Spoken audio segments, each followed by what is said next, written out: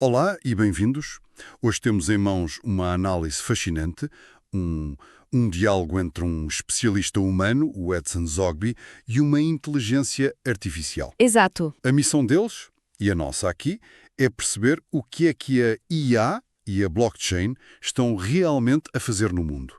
Para lá do hype, para lá das notícias. Sim, no fundo a pergunta é simples. Quem é que, na prática, já está a usar isto? Exatamente. E mais do que isso, o que é que essa utilização nos diz sobre as diferentes estratégias globais? Porque os documentos que temos aqui levam-nos numa viagem. Começamos com números, com a realidade no terreno, mas acabamos a mergulhar em questões quase filosóficas sobre poder, controlo e o futuro da nossa sociedade. Exato. Então vamos a isso. Vamos começar pelo princípio. Fora das empresas de Silicon Valley e, dos gigantes da tecnologia, quem é que está mesmo a usar IA no seu dia-a-dia? Olha, os números são, honestamente, mais altos do que se poderia esperar. É o que me pareceu. São, sem dúvida. Quando olhamos para os setores produtivos, tirando a própria indústria da TI, a IA já não é uma promessa, é uma ferramenta estabelecida. E quem lidera? O setor financeiro está na liderança absoluta. Estamos a falar de cerca de 75% das empresas. 75%. É imenso.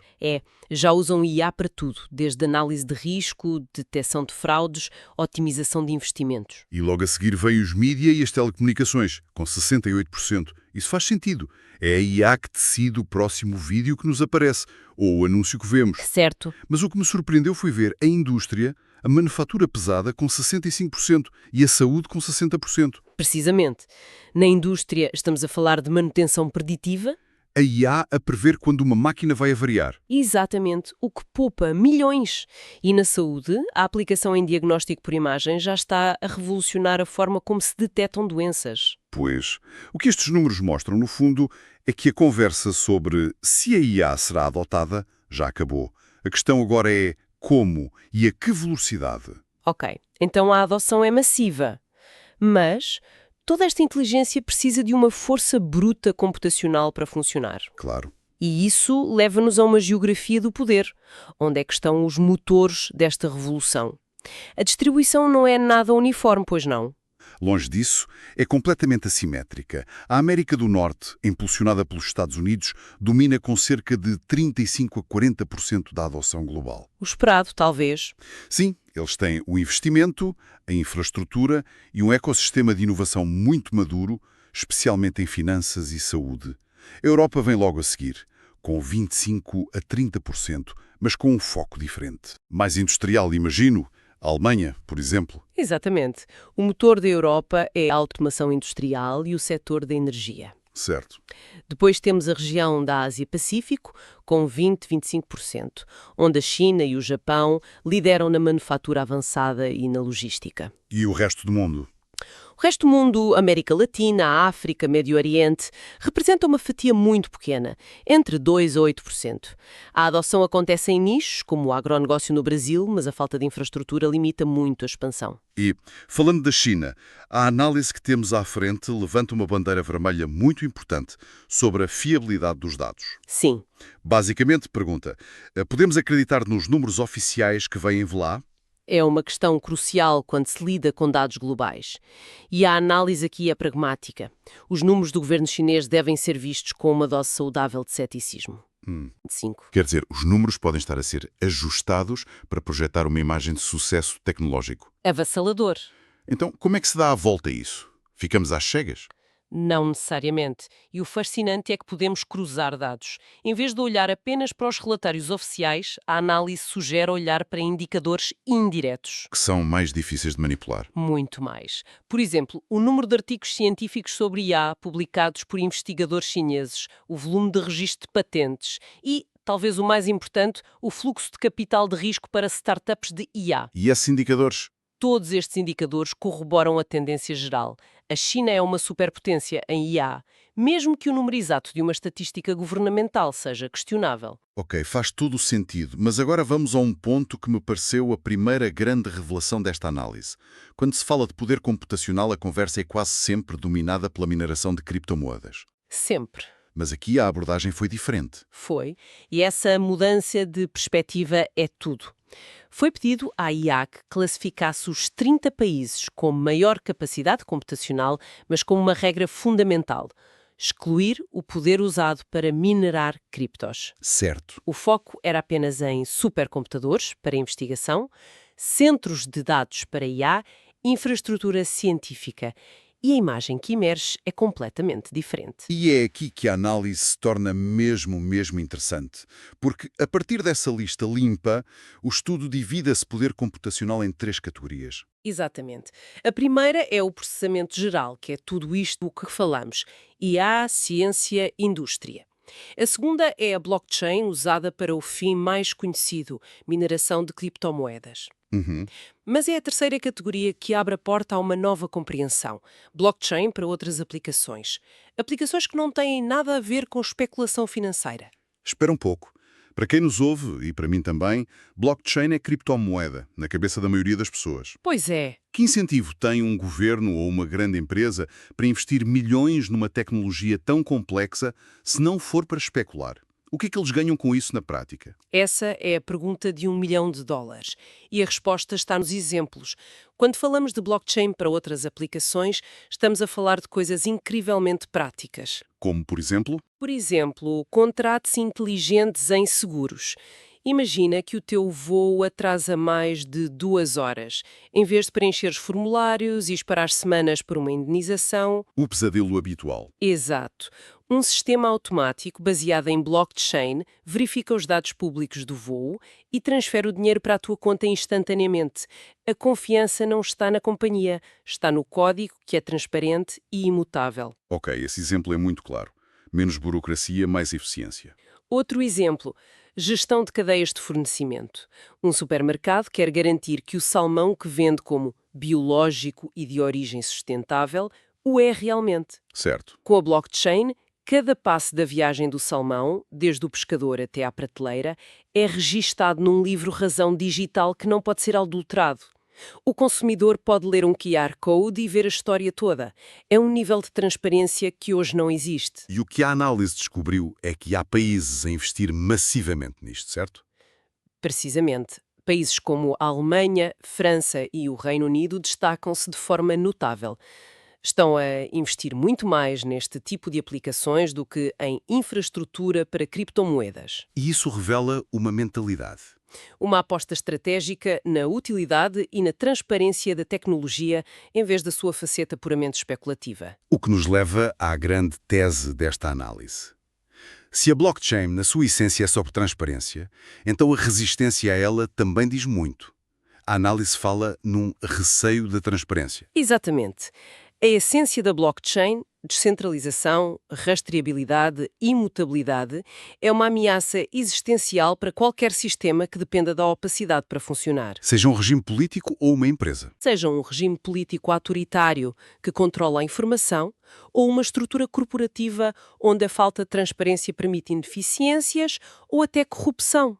Adotar uma blockchain pública é como acender as luzes numa sala que sempre esteve às escuras. E nem todos querem ver o que lá está. Pois. A análise vai mais longe e diz que isto é fundamentalmente uma questão de poder. O argumento é que muitos dos nossos sistemas atuais, mesmo os que se dizem democráticos, tornaram-se herméticos, controlados por intermediários e elites. Sim. E uma tecnologia que devolve o poder e a verificação aos indivíduos é vista como uma ameaça. E é aqui que entra uma correção conceptual que o especialista humano, o Edson Zogby, faz à IA. E que é talvez o ponto mais importante de toda a conversa. Sim. A IA descreve a blockchain como uma tecnologia disruptiva, mas ele corrige-a. Certo. Ele diz que não é disrupção, é ruptura. Qual é a diferença na prática? A diferença é abismal. Uma tecnologia disruptiva melhora ou substitui algo dentro do sistema existente. O e-mail foi disruptivo para o correio postal. O streaming foi disruptivo para os videoclubes. Mas mantém a lógica de um fornecedor central. Exatamente. Uma tecnologia de ruptura, como a blockchain é aqui definida, não melhora o intermediário. Ela tem o potencial de o eliminar. Quer dizer, não se trata de criar um banco mais eficiente. Não? Trata-se de criar um sistema financeiro que não precisa de um banco. Isso é uma ideia gigantesca. Mas sejamos práticos. Eliminar um banco significa eliminar balcões, gestores de conta, todo um ecossistema. Sim, social e económico. A análise dá algum exemplo de como essa transição poderia sequer começar a acontecer no mundo real, ou ainda estamos no campo puramente teórico? Estamos a entrar no campo teórico, mas com bases práticas. A transição não seria de noite para o dia. Começaria pelas margens. Por onde? Por exemplo, nas transferências internacionais, onde os bancos cobram taxas enormes e demoram dias. Um sistema de pagamento via blockchain pode fazer o mesmo em segundos, a um custo quase nulo. E as pessoas começariam a usar por ser objetivamente melhor. Claro, gradualmente, mais e mais serviços poderiam migrar, esvaziando a função do intermediário tradicional até ele se tornar irrelevante. Não é uma demolição, é uma erosão. Uma erosão lenta, mas implacável.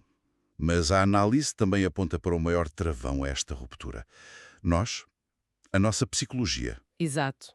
A história mostra que a evolução tecnológica é exponencial, mas a nossa capacidade de adaptação social e psicológica é dolorosamente linear. E esse é o cerne da questão. O maior obstáculo à adoção em massa da blockchain não é técnico. A tecnologia pode ser complexa, mas está a amadurecer. O problema somos nós. O verdadeiro obstáculo é o medo humano do desconhecido, o conforto que encontramos em hierarquias familiares, mesmo que sejam ineficientes, e a desconfiança natural de entregar o controlo a um sistema que não compreendemos intuitivamente.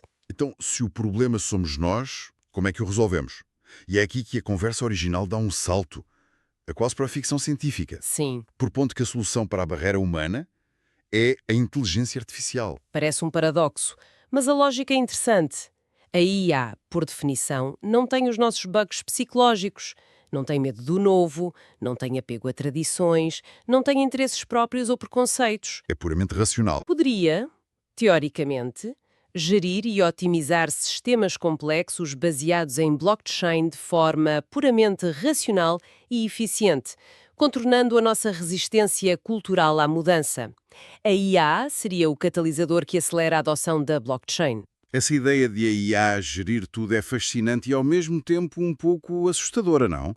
A análise explora o risco de entregar as chaves de sistemas sociais inteiros a uma inteligência autónoma que pode não partilhar dos nossos valores. A conversa original não explora profundamente os riscos, mas foca-se na questão da confiança. E para isso usa uma analogia muito boa, Qual? a do carro.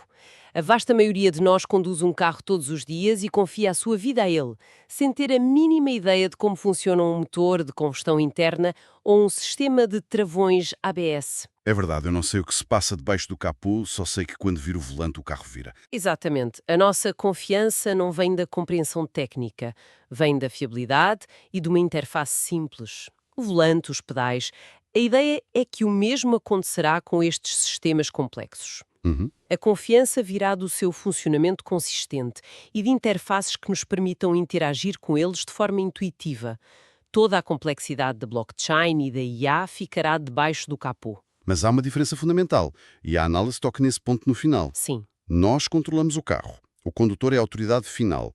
Se eu decidir virar contra uma parede, o carro à partida obedece. certo. O desafio psicológico que temos pela frente é aprender a confiar num sistema que é por natureza autónomo, onde a decisão ótima pode ser tomada pela IA sem a nossa intervenção direta. É uma delegação de confiança a um nível que a nossa espécie nunca experimentou. É a passagem de uma ferramenta que nós operamos. Para um sistema que opera por si e potencialmente por nós. É uma mudança de paradigma fundamental. Que viagem! Começamos a ver estatísticas sobre o uso de IA em fábricas na Alemanha e acabamos a debater a psicologia da confiança em sistemas autónomos. E a ideia central que fica é precisamente essa convergência. A IA e a blockchain juntas são mais do que uma evolução tecnológica. São um catalisador que nos obriga a reexaminar tudo: poder, transparência, confiança, o papel do Estado. Certo. E o que a análise deixa claro é que os países e as empresas que estão a apostar nas aplicações transparentes da blockchain não estão só a inovar, estão a demonstrar uma coragem para enfrentar uma mudança estrutural que a maioria prefere ignorar. E para terminar, a análise deixa-nos com um pensamento final que é, ao mesmo tempo, poderoso e inquietante. Uhum. Nós criamos tecnologias que evoluem a um ritmo exponencial, enquanto a nossa psicologia, a nossa estrutura social evolui de forma linear e lenta. A questão que fica a pairar no ar é: em que ponto é que a nossa criação deixa de ser uma ferramenta ao modo de serviço para passar a ser o sistema que nos gera? E se isso é mau? E talvez a pergunta mais provocadora de todas: essa transição será necessariamente algo mau?